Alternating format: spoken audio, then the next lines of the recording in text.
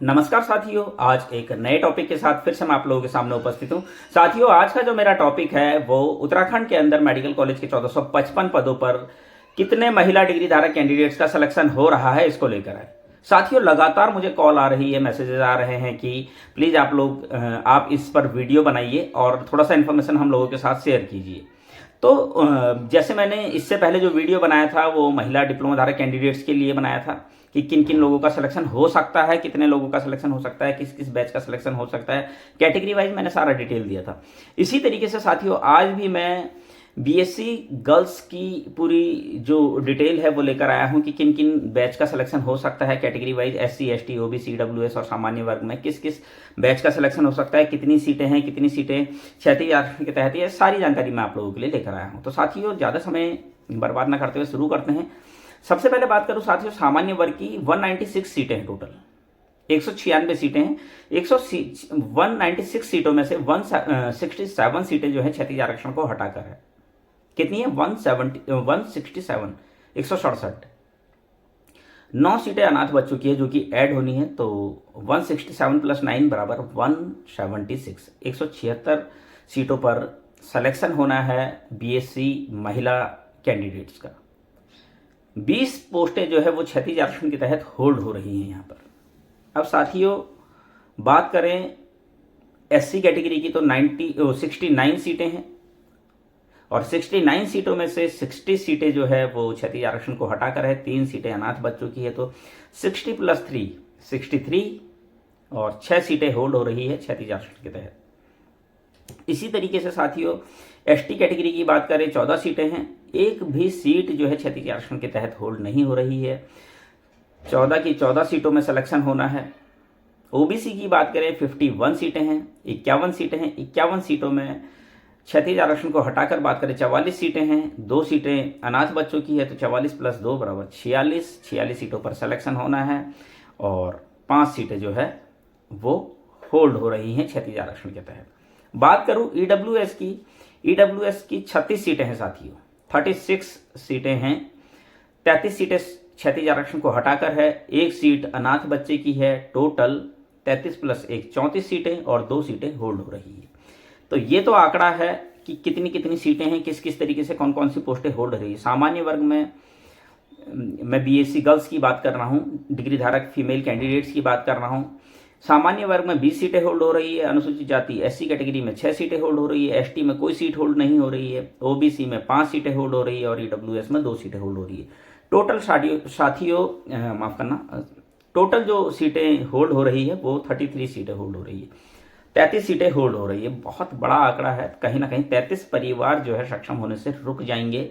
ये एक अच्छा खासा आंकड़ा है। जिस तरीके से मैंने आपको बताया था डिप्लोमा धारक कैंडिडेट में 83 सीटें होल्ड हो रही थी, इसी तरीके से यहाँ पर भी 33 सीटें होल्ड हो रही है क्षैतिज आरक्षण के तहत। ये केस हमारे लिए बहुत ज़्यादा महत्वपूर्ण हो जाता है।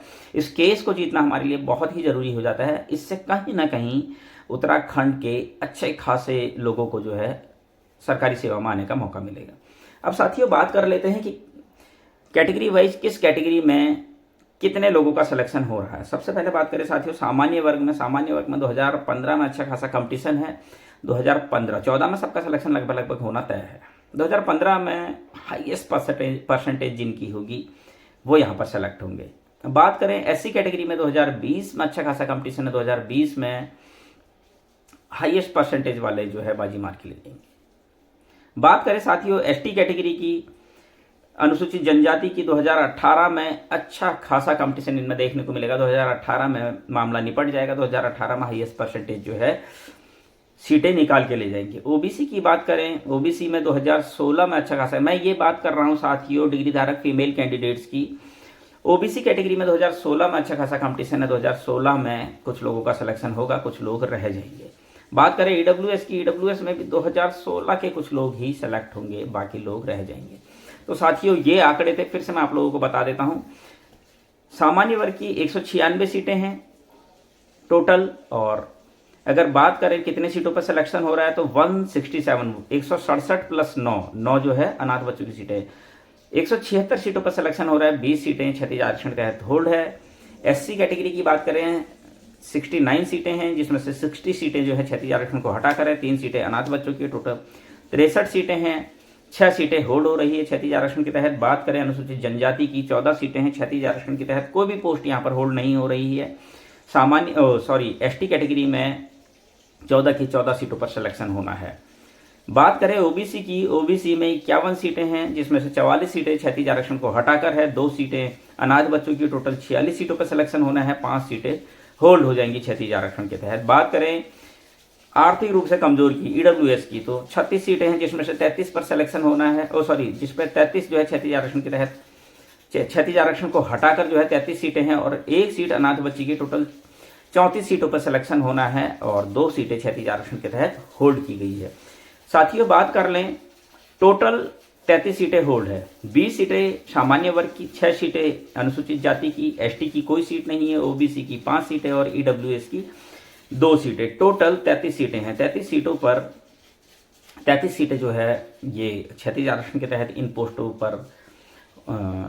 पोस्टों को होल्ड कर दिया जाएगा।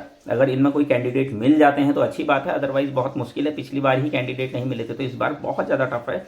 ये पोस्टें फीमेल डिग्री धारक कैंडिडेट्स की होल्ड हो जाएंगी और बाकी पर सिलेक्शन होगा।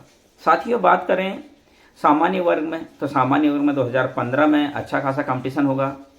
ये मैं बात कर रहा हूँ फीमेल डिग्री धारक कैंडिडेट्स की। बात करें अनुसूचित जाति की, 2020 में अच्छा खासा कंपटीशन है, 2020 में हाईएस्ट परसेंटेज जो है बाजी मारेंगे। बात करें एसटी कैटेगरी की, अनुसूचित जनजाति की, 2018 में अच्छा खासा कंपटीशन है, जिसकी हाईएस्ट परसेंटेज होगी वो बाजी मार के ले जाएंगे। बात करें ओबीसी कैटेगरी की, ओबीसी में 2016 में अच्छा खासा कंपटीशन है। ये सारे आंकड़े मैं फिर से बता रहा हूँ, ये ऑथेंटिक नहीं है, ये बिल्कुल सटीक नहीं है, एक मोटा मोटा आंकड़ा मैं आप लोगों को दे रहा हूँ। ईडब्ल्यूएस की बात करें 2016 के कुछ कैंडिडेट का सिलेक्शन होगा। साथियों ये आंकड़े वो आंकड़े हैं जो मैं एक कैलकुलेशन कर रहा हूँ, उस कैलकुलेशन के अकॉर्डिंग ही मैं ये आंकड़े दे रहा हूँ। ये बिल्कुल 100% सही नहीं है, एक मोटा मोटा अंदाज़ा लगाकर मैं ये बता रहा हूँ आप लोगों को कि इस तरीके से रिजल्ट आ सकता है। इसको बिल्कुल 100% सही ना समझा जाए, एक अनुमान मैंने लगाया है, उस अनुमान के तहत ही मैं आप लोगों को बता रहा हूँ कि क्या हो सकता है।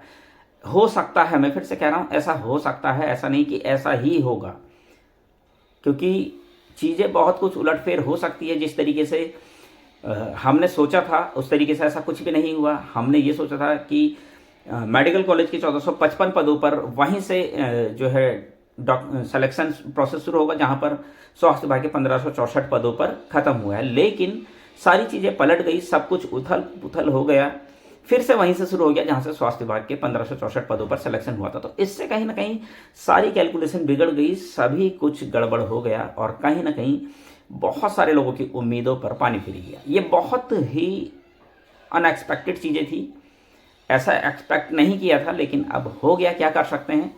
तो साथियों ये जो कैलकुलेशन है ये फीमेल डिग्री धारक कैंडिडेट्स की है। आगे भी मैं नेक्स्ट वीडियो में आपको मेल डिप्लोमा धारक कैंडिडेट्स की सारी डिटेल दूंगा और उसके बाद मेल डिग्री धारक कैंडिडेट्स की पूरी डिटेल दूंगा। तो साथियों इसी तरीके से आप मेरे साथ बने रहिए, आगे भी मैं इसी तरह की जानकारी आप लोगों के लिए लेकर आता रहूँगा। तब तक के लिए धन्यवाद।